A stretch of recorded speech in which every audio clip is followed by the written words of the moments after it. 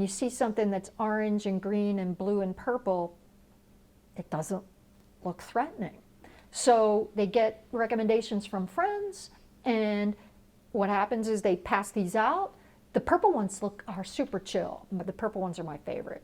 That's what they'll say to each other, that conversation. I like the peach. The pink ones are good. Wash it down with a beer. 7 out of 10 of these counterfeit tablets are contaminated with fentanyl. But the kids don't, there's no way to know which 7. Or even whether their understanding is they're contaminated with fentanyl at all. Additionally, Adderall, that is one of the most misused drugs. Even prescription Adderall is misused.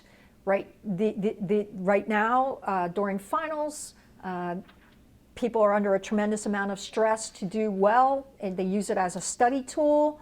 If they buy these from these Snapchat resources, which may look like a legitimate pharmacy, it may look that way. And the replicas, again, these counterfeits are so authentic looking that they're buying this Adderall thinking that I'm going to do great on my calculus exam, and it's contaminated with fentanyl, and unfortunately, they get a drug poisoning event.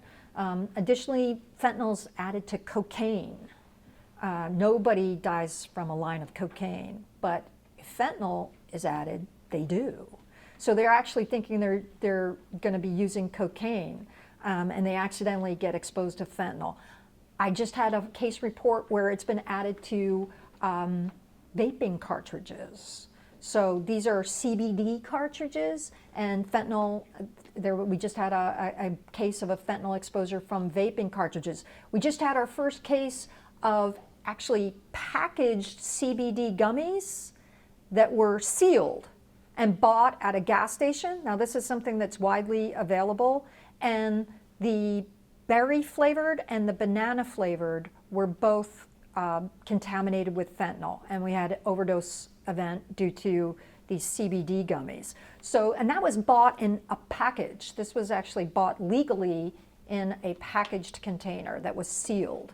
So there's a tremendous amount of accidental exposure here. Now, that doesn't mean that there aren't some people that have tolerance and dependence and have developed opioid use disorder due to deliberate fentanyl exposure. Fentanyl definitely has very high euphoria, very high. That is extremely compelling when you have opioid use disorder. Opioid use disorder is a chronic relapsing disease state characterized in the DSM-5, which is the gold standard of diagnostics in psychiatric services, as a chronic relapsing disease state. The higher the euphoria of the substance, the worse your opioid use disorder is, and the harder it is to treat. You know, when you are exposed to that and you develop you're exposed to that euphoria, within a very short period of time, your brain will remodel, and what you start to do, you know, the way we diagnose psychiatric disorders, especially substance use disorders, is your impact on 3 areas of your life: your work or your school, your relationships, and taking care of yourself. And slowly, those 3 priorities, which are a priority of every human being, will slowly get squeezed out, and your brain will tell you what you need to do is get the next fix of that drug. And fentanyl has extremely high euphoria. Is the state of Texas, would you say, in an opioid crisis? I do believe it is. Our proximity to the border, the number of search and seizures, the amount of search and seizure that is characterized by the DEA and by law enforcement. Right now, the CDC has actually given us permission to use search and seizure data as a proxy for overdoses. So the amount of seized material, illicitly manufactured opioids, which mostly consists of the fentanyl contaminated products, is so large that we're estimating that there's 3 to 5, just in the Houston-Galveston area alone, that there's 3 to 5 fatal overdoses per day by this search and seizure data. What is the state doing, you think, to inform, educate, and bring awareness of the dangers of opioids to the public? Well, one of the larger efforts that I've seen is the HIDA's promotion of and DEA promotion of the One Pill Can Kill campaign. So that has been the idea is to bring awareness of these counterfeit tablets to make sure that youth and young adults aren't exposed accidentally to these tablets. And we've gotten a lot of permission from the parents, families of the victims to be able to tell their story. One particular victim, he actually was 20 years old, was exposed to a counterfeit tablet the day before his sister's wedding and overdosed and died that day. So getting those stories out there, promoting stories of recovery, those are all very, very important. There's some really important legislation that is being considered this legislative session that is meant to increase awareness and increase penalties. But some of the more impactful issues have been grassroots campaigns. So at Texas A&M, we just hosted a group of moms. The organization is called MCOPE. These are a group of moms and family members who have lost individuals to the opioid crisis. And what they do is they bring out pictures of the kids and their stories, and it's to promote, we do a memory walk. We walk by, tell the stories of the kids. This is very impactful to put a face on it. I think there's a lot of stigma associated with opioid use and substance misuse, and the idea is if my kid were using, I would know. And every parent will say that. It's not going to happen to my kid. My kid's not one of those kids. Well, the truth is that everybody's kid is one of those kids. At this event that we held just a few weeks ago, we had the memory walk up. We placed it in the middle of the campus at Texas A&M, and during changes in between classes, the students, the undergrads would walk past. We had one event where a kid stopped dead in his tracks, took a picture of one of the posters, and told me that that was his best friend from high school. So putting a face on it, that it's everyone, is actually really, really important, that this threat can occur. Any kid that vapes, any kid that might, just experimentally take something given by a friend. These are the kids that are at risk, and that's in Hays County, Texas. This is an event that occurred in August of 2022. In one weekend, Hays County is near Texas State, San Marcos. And in one weekend, kids from Hays County, Hays ISD, they actually had a little party, back to school party, like kids do.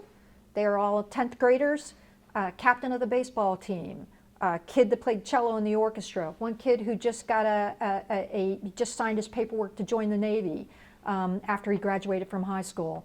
These kids were exposed to contaminated tablets in Hays County. 7 kids overdosed and died that day. 7. That wasn't even a year ago. And the DEA held their first family summit here in Houston, and there were family summits held all over Texas and other areas of the United States. And we got to meet with the families. The families got to tell the stories of these kids. So they started the Forever 15 Project, again, a grassroots organization dedicated to prevention and awareness, where the parents get up and talk about these kids had no intention of dying that day. They weren't users. It was an accidental exposure. These kids were kids that were already talking about what they wanted to do after college, joining the Navy, going to Texas A&M, going to Texas Tech, going to state, Texas State. These kids had plans. And now that is gone, all that. And the parents too, every parent there, I got to ask them, was there a change in their behavior? Did they stop doing, were their grades slipping? Did they change their friend groups? Did they seem disinterested in what baseball or football or any of the activities? No. There was no foreshadowing of this event. But can you imagine 7 kids in that same 10th grade class just gone. The implications of that are tremendous. And additionally, that county continues to struggle. Hayes, despite that event, that mass event, they continue to struggle with overdoses. Now they've gotten better at getting, responding.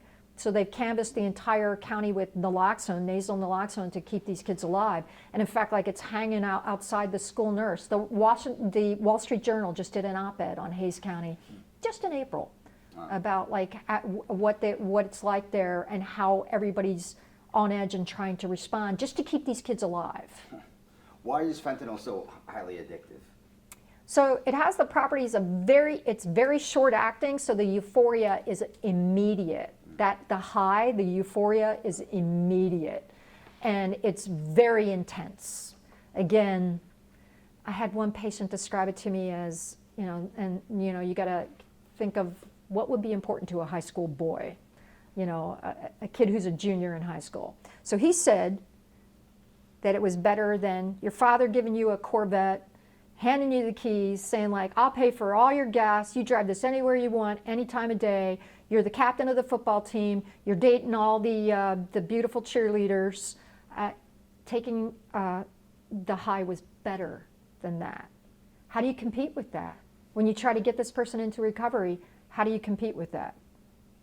What are the symptoms of being addicted to fentanyl? So one of the symptoms of addiction, that component of addiction, that is a behavioral component, is, again, squeezing out those most important of human endeavors, which is going to school or going to work, taking care of yourself, personal care, and your relationships. When you develop addictive, the behavioral components of addiction in opioid use disorder, you stop going to school and work, you stop taking care of yourself, and your relationships, even your children, your significant others, your family, they become less important to you. And the thing that's most important to you over time is actually getting your next fix. So, and that happens gradually over a period of time until your brain remodels at the cellular level to drive you from a neurochemical perspective to squeeze out those three things in favor of getting your next fix. What are the withdrawal symptoms? So the withdrawal symptoms of opioid use disorder are extremely uncomfortable. So one of the things that they'll get pain, nausea, vomiting, sweating, having psychological dependence will make you very, very uncomfortable. They will lacrimate in tears. You get tears, lacrimation, yawning. There's a scale, we call it the COWS syndrome, COWS evaluation. So we have an evaluation when we bring people into the hospital to manage their withdrawal and to get them into recovery and start them on treatment. But they will be extremely uncomfortable. Again, it's not life-threatening, but it's very, very uncomfortable.